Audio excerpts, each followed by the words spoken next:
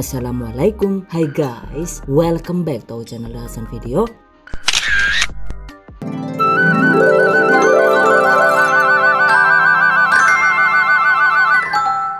Bikin nastar gulung super praktis guys. Praktis karena bikinnya itu tanpa dicetak dan bisa dipanggang dengan tanpa menggunakan oven. Wow, amazing. Pastinya cocok banget untuk camilan di rumah ataupun untuk ide usaha. Oke, yang penasaran? Yuk langsung saja diikuti videonya hingga selesai. Bahan dan cara membuat. Pertama, masukkan sekitar 15 sampai dengan 30 gram atau setara dengan 1 sampai dengan 2 sendok makan gula halus sesuai selera. 1 kuning telur, 150 gram butter margarin atau menggunakan full margarin biasa juga boleh. Aduk hingga tercampur rata. Kemudian tambahkan 210 gram atau sekitar 14 sendok makan tepung terigu protein rendah, 30 gram atau sekitar 2 sendok makan tepung maizena, 15 gram atau sekitar 1 sendok makan penuh susu bubuk, lalu setengah sendok teh vanili bubuk opsional. Aduk hingga tercampur rata. Jika perlu aduk dengan menggunakan tangan seperti ini, tapi jangan terlalu over ya guys, alias jangan terlalu lama agar hasil adonannya itu tidak melebar saat dipanggang. Nah ini dia guys hasilnya. Sisihkan. Siapkan juga bahan isian nastar, yaitu ada 260 gram selai nanas. Pastikan tekstur selainya itu kalis dan pulen alias bisa digulung seperti ini. Bagi adonan dan juga selai nanas menjadi 4 bagian sama besar seperti ini. Oke, ini dia hasilnya. Nah sekarang adonan siap dibentuk. Sebelum dibentuk, by the way, karena ini nantinya itu dipanggang wajan, maka siapkan sarangan untuk memanggang seperti ini. Oles dengan secukupnya margarin dan alasi dengan baking paper seperti ini. Sisihkan. Kemudian bentuk adonan. Caranya, ambil satu bagian adonan yang sudah disiapkan tadi. Lalu gilas memanjang seperti ini. Untuk ukurannya itu sekitar 7 x 28 cm. Seperti ini ya guys. Selanjutnya ambil juga satu bagian isiannya. Bentuk memanjang seperti ini. Pastikan panjangnya itu sama dengan adonan yang sudah dipipihkan tadi. Oke, tata seperti ini. Lalu gulung perlahan. Rapatkan sambungannya dengan cara seperti ini. Jadi deh. Potong menjadi 8 bagian sama besar seperti ini. Lalu bikin motif keratan dengan menggunakan pisau seperti ini ya. Nah ini dia guys. Satu gulung itu ternyata bisa sekaligus jadi 8 potong nastar. Oke, lakukan sisanya hingga habis. Dan ini dia guys, satu resep itu jadi sekitar 8 dikalikan 4 jadi 32 potong ya. Cuma karena saya tadi itu bikin 2 resep sekaligus, jadi hasilnya itu lumayan banyak. Dan yang satu loyang ini nantinya itu akan dipanggang dengan oven tangkring sebagai perbandingan. Well guys, tempatkan wajan atau kuali biasa dengan tanpa penambahan abu atau air alias dibiarkan kosong seperti ini. Masukkan nastarnya, kemudian tutup dan panggang dengan menggunakan api sedang sekitar 35 menit. Sambil menunggu, selanjutnya kita bikin bahan polesannya dulu ya, yaitu ada 1 kuning telur yang ditambahkan dengan 1 sendok teh minyak sayur dan 1 sendok teh susu kental manis seperti ini. Aduk rata.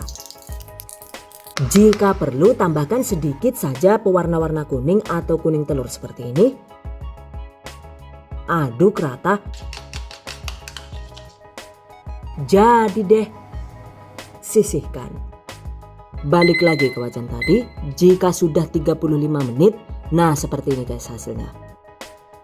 Nastarnya itu sudah terlihat memutih, tapi ini masih belum matang ya. Selanjutnya agar tidak gosong, untuk membuat nastar matang luar dalam, segera lanjut dipanggang dengan menggunakan api kecil selama sekitar 30 menit atau hingga nastarnya itu matang. Setelah 30 menit, nah ini dia guys hasilnya. Tuh insya Allah ini sudah matang luar dalam ya guys. Oke, setelah agak hangat, segera poles dengan bahan polesan kuning telur yang sudah kita siapkan tadi. Poles secara merata. Jika perlu agar lebih cantik dan glowing, poles hingga 2 atau 3 kali pengolesan sesuai selera. Nah, setelah selesai dipoles, selanjutnya biarkan diangin-anginkan sekitar 15 menit hingga permukaannya itu menjadi lebih kesat dan kering. Dan terakhir, panggang kembali dengan api sedang agak kecil sekitar 15 sampai dengan 20 menit asal sampai telur yang menetes di dasar sarangannya itu menjadi kering dan matang. Setelah matang, angkat. Nah, ini dia guys hasilnya. Lumayan cantik kan ya.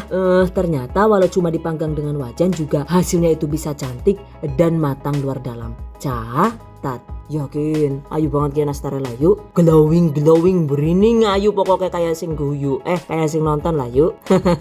Oke guys, selanjutnya jika dipanggang dengan menggunakan oven tangkring, maka panggang dengan menggunakan oven yang sebelumnya itu sudah dipanaskan. Panggang dengan api sedang atau kira-kira itu di suhu 150 derajat Celcius selama sekitar 35 menit. Setelah 35 menit segera kecilkan api kompor dan panggang hingga nastar matang luar dalam. Durasinya itu sekitar 30 sampai dengan 35 menit lagi atau tergantung dengan panas kompor dan jenis oven masing-masing ya. Jadi sebaiknya itu memang kita wajib memahami kompor dan oven masing-masing. Catat. Dan ini dia guys hasilnya. Setelah matang selanjutnya sama seperti tadi, poles menggunakan bahan polesan dengan tingkat ketebalan sesuai selera. Setelah dipoles, diamkan sekitar 15 menit dan panggang kembali dengan menggunakan api sedang cukup sekitar 12 menit atau hingga telur yang menetes di dasar loyangnya itu menjadi kering dan matang. Setelah matang, angkat. Nah, ini dia guys hasilnya. Masya Allah, ternyata yang menggunakan oven tangkring juga hasilnya bisa cantik dan sangat layak jual. Oh wow, amazing. Terakhir, untuk sisa nastarnya itu saya panggang dengan menggunakan oven listrik ya. Jika dipanggang dengan oven Mito Fantasi ini, maka panggang dengan menggunakan api atas bawah di suhu sekitar 140 derajat Celcius selama sekitar 10 menit saja. Setelah 10 menit, turunkan suhunya menjadi 130 derajat Celcius dan pindah ke api bawah, kemudian panggang cukup sekitar 5 menit. Kilat banget ya, karena memang jumlah nastarnya ini cuma sedikit guys. Dan ini tadi setelah dipoles kuning telur, itu dipanggang kembali dengan api bawah di suhu 150 derajat Celcius selama 3 menit saja. Jadi deh, Masya Allah, ternyata apapun jenis alat panggangnya, mau itu cuma wajan bodol kayak gue, ataupun oven tangkring jadul kayak gie, maupun oven listrik seperti ini, kesemuanya itu bisa menghasilkan nastar yang cantik karena yang terpenting itu kita paham dengan alat panggang yang digunakan. Catat. Jadi kalau kalian sendiri lebih suka yang mana nih? Yang versi dipanggang wajan, dipanggang oven tangkring, atau oven listrik nih? Silahkan dipilih sesuai selera. Exactly, the choice is in yours. Setelah nastar benar-benar dingin, segera kemas nastar di dalam wadah tertutup agar bisa awet lebih lama ya. Dan ini saya bungkus dengan menggunakan plastik cookies seperti ini. Oke. Kunci dengan alat sealer seperti ini.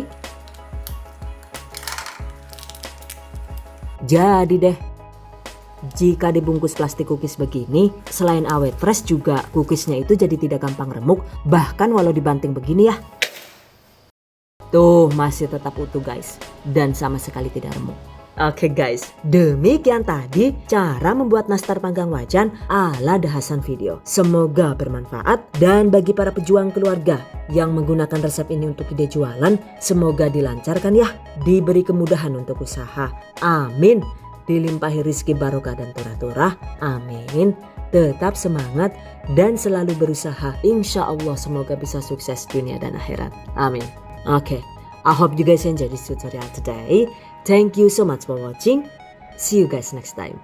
Wassalamualaikum warahmatullahi wabarakatuh. Bye bye.